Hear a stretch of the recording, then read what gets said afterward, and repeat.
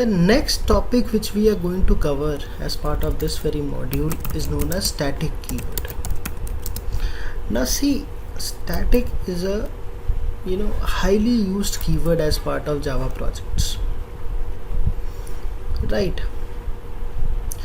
See, static, you must have seen main method as static, so and main function exists in all projects at a framework level or at the initiation level. It always exists. So static keyword is highly used. Now to understand the concept of static keyword, basically you need to understand two rules, so as to say. See, rule number one is, listen to me carefully, that that the object that you create as part of a class,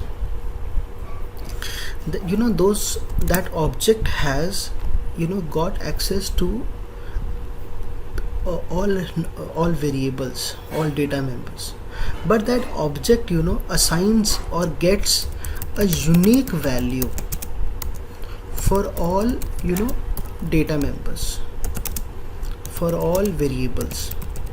Now what do I mean by that? That object gets the unique data for all data members. To understand this point, we have to create one example. So here I am going to create a new package just to talk about static keyword, right? Let's say COM, a global application programming. Let's say here I simply created a package with the name static keyword, and I said let's create a counter class to see how count variable works with the object initialization. So this is a basic class that we created, and I said there is a count variable. Now you can see there is no static keyword in front of this variable, so we can call this as a non-static variable, or we can also call this as an instance variable. Now there is a constructor name matches with that of a class name, and there is no return type. Now if I do count plus plus, what are we doing? We are initializing. So by default, if a value of count variable is 0, integer is 0, short, byte, long is 0. So when I say count plus plus, when a first object will get created, it will get a value 1. And parallelly I said let's print the value of count variable also, right? And then if I create one object, it will print the value of count variable as 1. That is not confusing at all. So by default count gets 0, count plus plus makes it to 1. If I run this piece of code, it will print the value of count variable as 1 itself, right? That was easy to understand.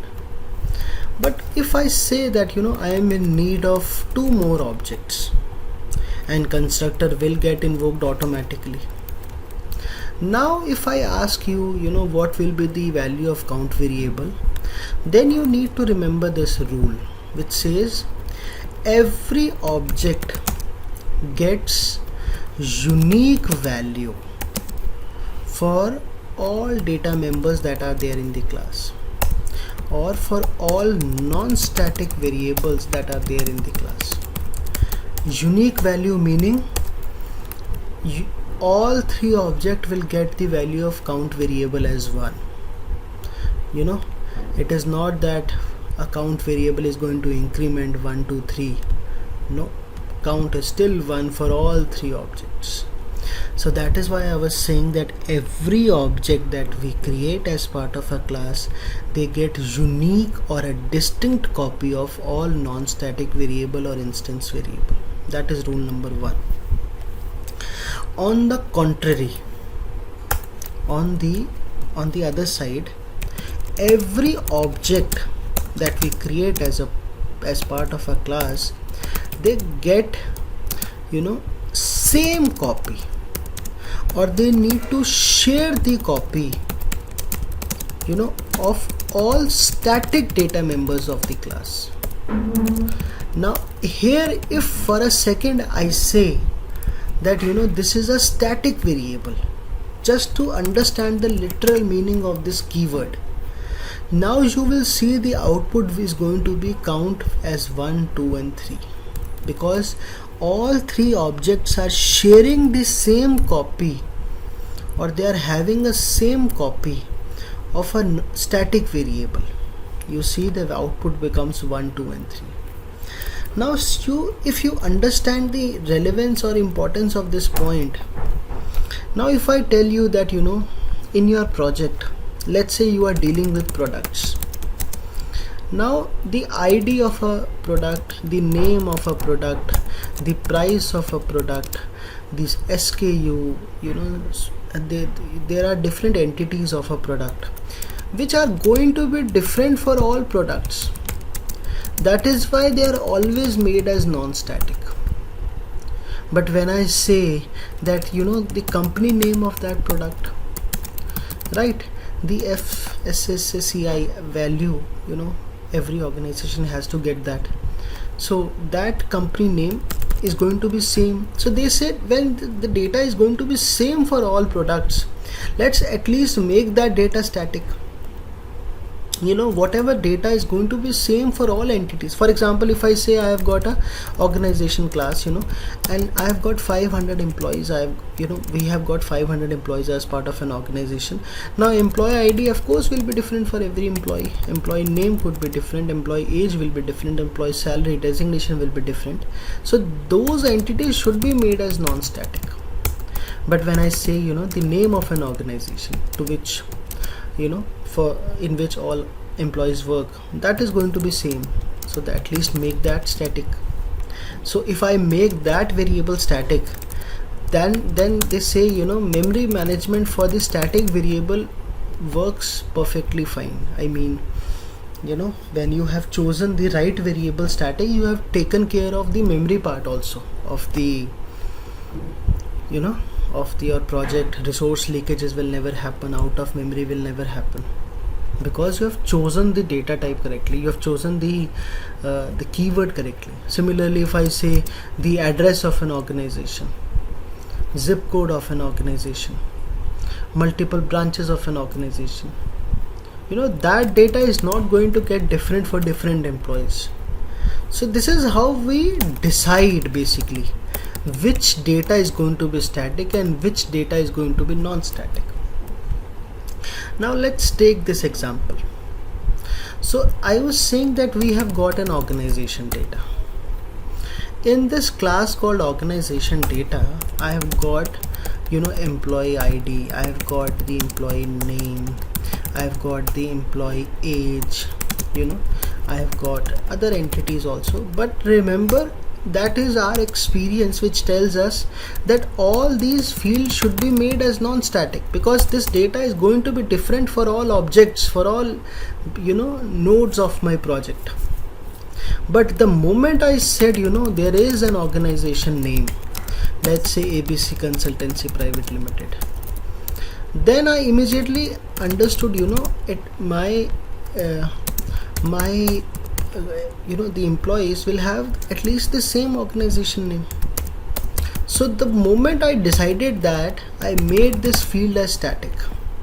That is the call that we have to take. Now as part of a constructor, I can initialize this, right, all these attributes, right. Let's say I said as part of a constructor, I will give you the data of an employee ID, I will give you the data of the employee name, and I will give you the data that employee age of that that employee that we are talking about. And what you need to do with the help of this keyword, we will talk about this keyword in the next session. I am replacing the method parameter with this non-static variable. This dot employee name is equal to employee name, this dot employee age is equal to employee age. So this is how we created a constructor, right. Now in my main function, if I create 3 employee data, it could be 500, But right now I am simply creating one employee data with employee ID 1, name as ABC, and age as, let's say, 25. And I am creating one display function also. Via display function I am printing the value of employee ID is, then I am printing the value of employee name is, and in the end I am printing the value of employee age is. And last I said we should be worried about organization name also, and parallelly I said let me print the value of this organization name also. So when I call display function, it will print employee ID is this, and employee name is this, and employee age is this, and organization name is this. So if I call display function with first object, of course it will print me the ID as 1, name as ABC, age as 25, and the organization name as ABC Consultancy Private Limited, right?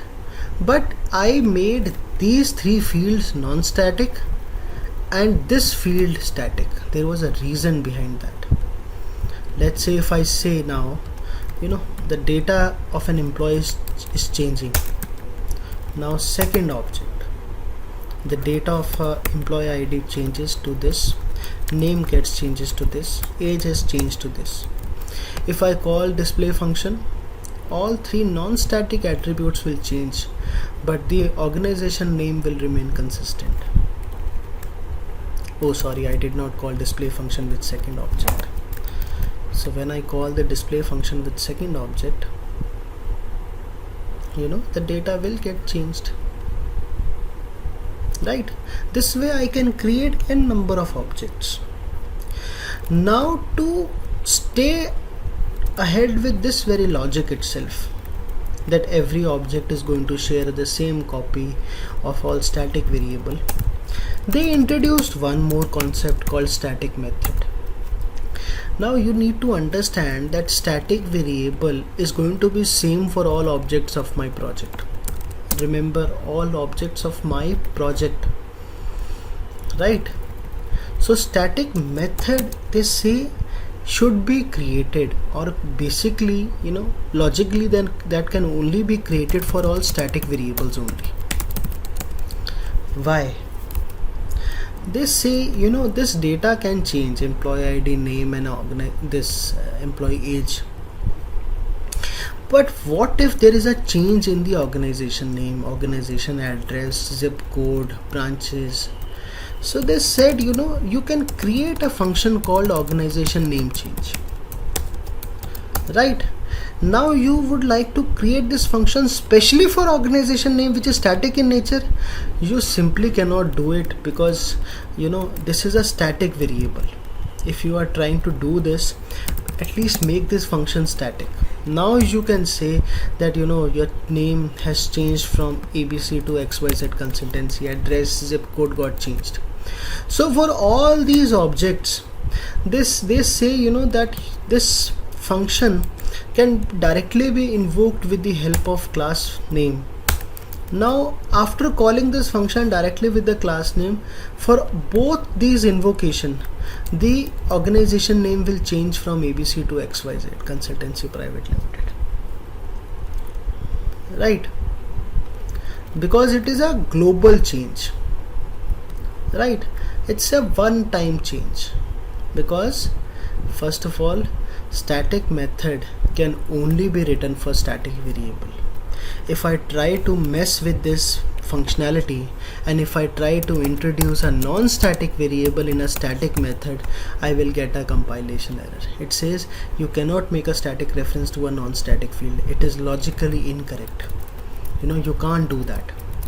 But in this non-static method, I am being given the access to use the static method, because they say at least give the access of a static variable to an object of a class, that you can't take away. But a static method should not be playing around with non-static fields. So that understanding we need to have. Let me repeat this basic thing all over again. I was saying that every object gets the unique copy of all non-static variable or instance variable in a project. Then we said all objects get same copy or they share the same copy of all static variables. Then we said static methods are specially and they should only be written for static variables because it is a project level change, right? And in the end we said, on the contrary, a non-static method like display gets the access to everything, static, non-static, because at least the access part is given to everyone, na? Right? So now the story of static keyword does not end here. Static keyword is specially static method. They said static method can be should be created for static variables. Now in the previous session we learned constructor. Constructor is created to initialize non-static variables at the time of object creation. Remember, we discussed in the previous session. So constructor is specially for non-static variable. So they said we should be having something similar to constructor for static variable also. So they gave us a new concept called static initializer block, which can only be or should only be used for static variables, right? For example, while loading the driver for database, JDBC driver, or let's say we will talk about hash map, let's say we will talk about any collection class. Remember, in the for loop performance test I created a static initializer block, right? They say even before main method gets executed, your static variable should be assigned the value which needs to be assigned, so that when non-static variable get their value with the help of constructor, a static variable which carries the same value for the entire project even before your project executes, right? Loading the properties file, that should always be done as part of a static initializer block, right? To understand this static initializer block thing, let's create one more class. So here I am naming the class as constructor for non-static variables versus static initializer block for static variables, right? So to understand this concept, I am going to create with one non-static variable called number1 and one static variable with the name number2, right? This is called as a static initializer block. So if I say a number2 is initialized with value 20, and if I create a constructor of a class whose name matches with that of a class name and there is no return type, let's say here I said number1 is carrying a value 10. Now let me show you the power of static initializer block. If I print the value of, so this is if I try to access, this is a static variable, so it can be accessed using the object of a class or it can be accessed using the class name directly,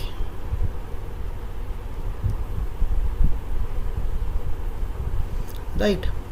If I create the object of a class, right, and if I try to access, if I tried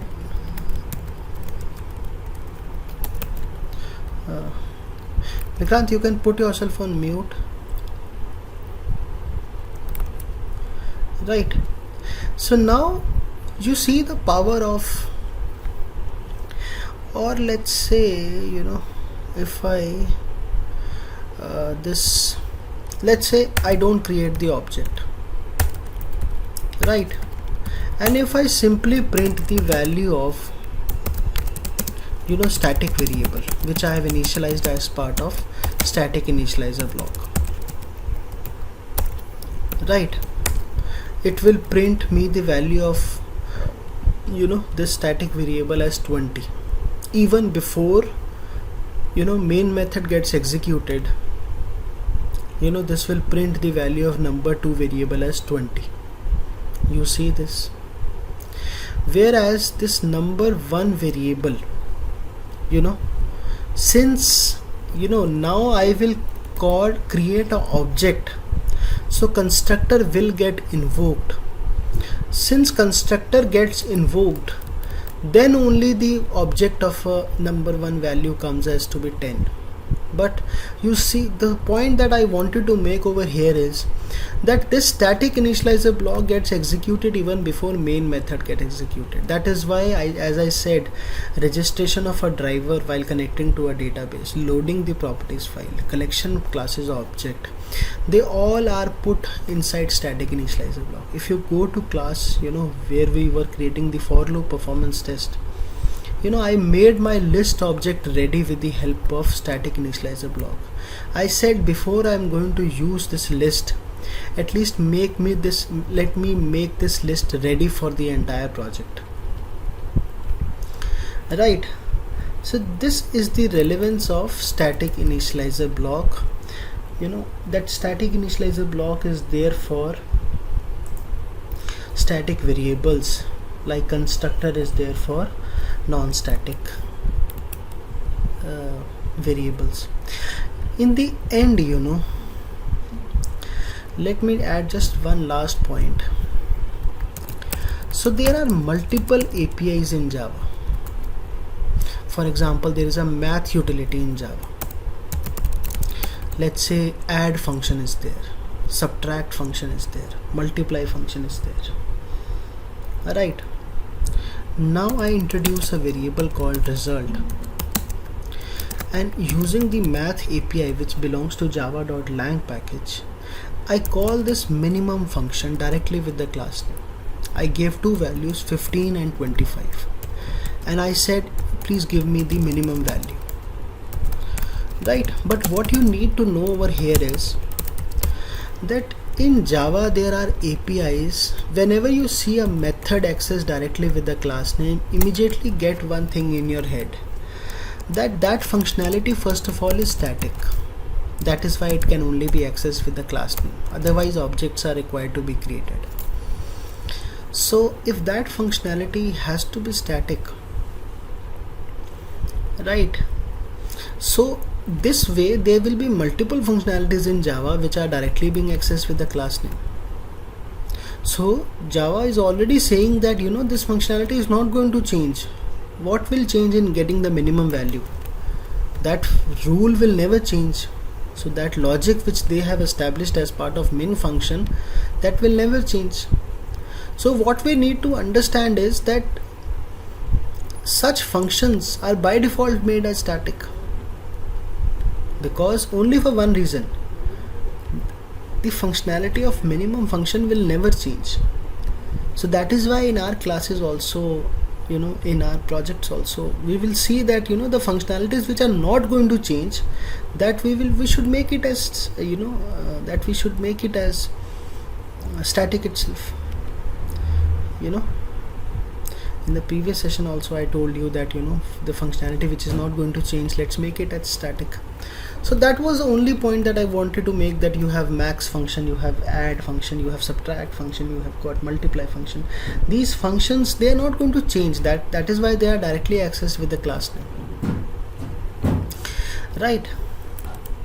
So this is about static keyword. And of course, remember in the previous session I told you that static method cannot be overridden. And the answer for that, now we can say very well that this static function, if I try to override this, and at one situation I am saying that this is a one-time activity for the entire project. So if it is a one-time activity for the entire project, why am I trying to override it? Does that make any sense? No. Similarly, that also does not make any sense to override the function, right? But that we will see in the coming classes. Let's not confuse ourselves. So what I will recommend right now is You also create similar examples at your end and read more about static keyword online, so it will give you a better idea. If you see any particular point which which you could not able to understand, then you can always share the same with me and we can discuss in the class also, right? So this is about access modifier and this is about static keyword, right? Of course we'll be using public, private, protected and the static keyword in the coming classes also, right? Any questions as far as this particular module is concerned as of now? In future also you can let me know.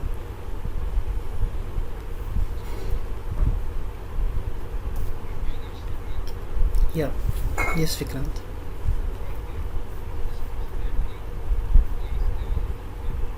At inner class level, what we need to understand is at the outer class level there are only three legal modifiers: public, abstract and final.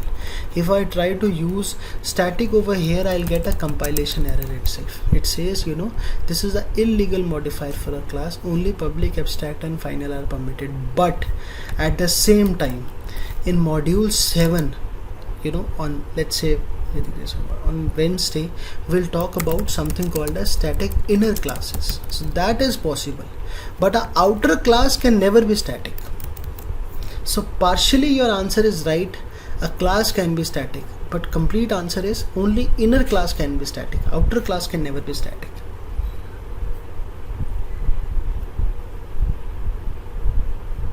right? All right. So and Akash, for module 4 questions you can also mail me and I can reply you on the mail, otherwise you can ask me over here itself.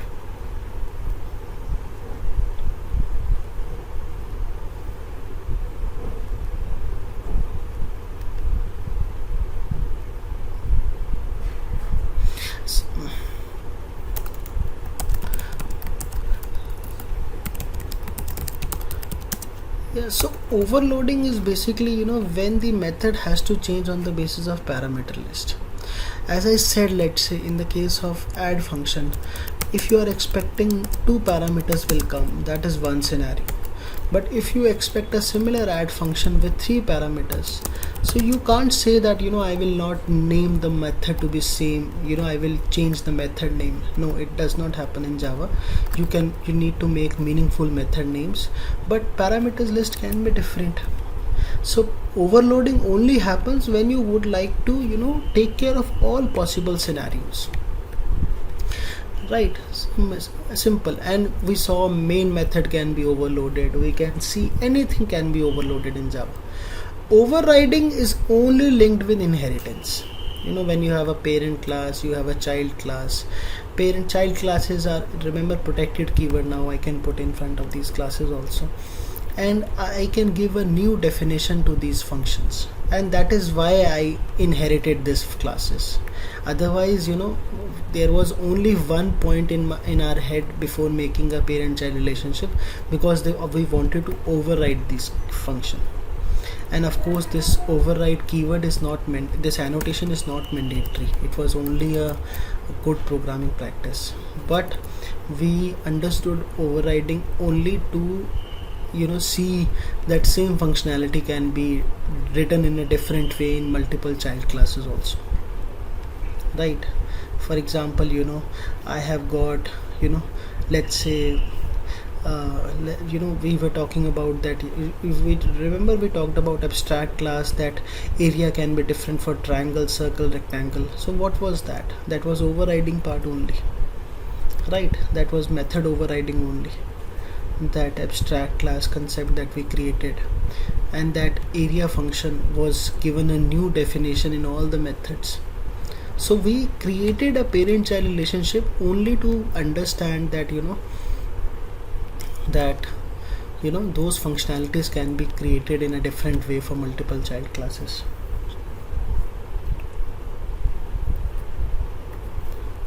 right?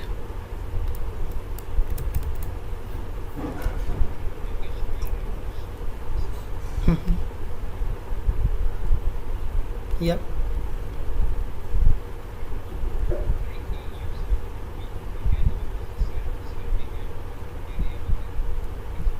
Right. Right.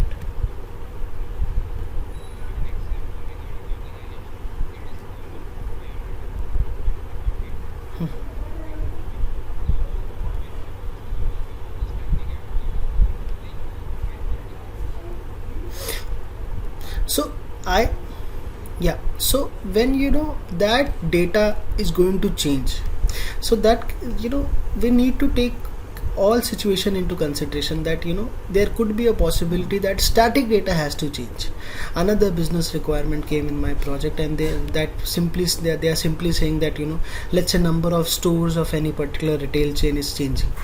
So we can't say no, this thing is going to remain fixed, right? So this static method was only, or they are only written to change the static variable at a global level for the project, entire project, in a single go, right? That is why I created this function, and my objective was to simply change the static variable for the entire project in a single go, right? So the understanding was very clear, that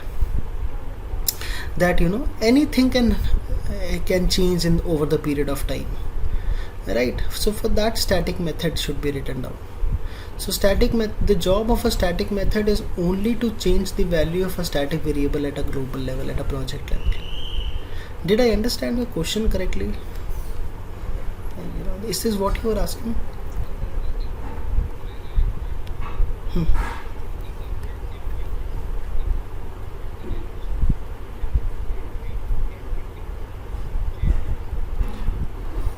So if there is multiple organization, in the first place you will not make that field as static itself, because logically you are going to make that field static, which is going to remain same for the end, for all the objects of a class. So if something is going to vary, that we never make it static, that is for sure. What is remain is what is going to be consistent, fixed. That is why they have given us a keyword called static. In English also, static means what does not change very often, right? So if there are multiple organization name, then there is no point of making that field as static, or there is no point of making a static method for that, right? For that, object should be given the entire responsibility to change the value of organization name also in that case, right? All right, then let's connect tomorrow and we'll proceed ahead with module 6, and I'll upload this recording also. You'll get the mail that the video is being uploaded in your account. Thanks, Akash. Thank you. Thanks, Amir. Thanks, Vika. Thank you. Bye.